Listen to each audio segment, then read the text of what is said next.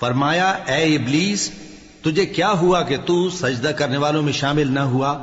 اس نے کہا میں ایسا نہیں ہوں کہ انسان کو جس کو تو نے کھنکھناتے سڑے ہوئے گارے سے بنایا ہے سجدہ کروں۔ فرمایا یہاں سے نکل جا کہ اب تو مردود ہے اور تجھ پر قیامت کے دن تک لعنت برسے گی۔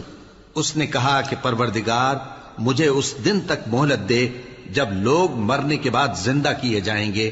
فرمایا اچھا سو تجھے مہلت دی جاتی ہے وقت مقرر یعنی قیامت کے دن تک۔ اس نے کہا کہ پروردگار جیسا تو نے مجھے بھٹکا دیا ہے میں بھی زمین میں لوگوں کے لیے گناہوں کو آراستہ کر کے دکھاؤں گا اور سب کو بہکاؤں گا۔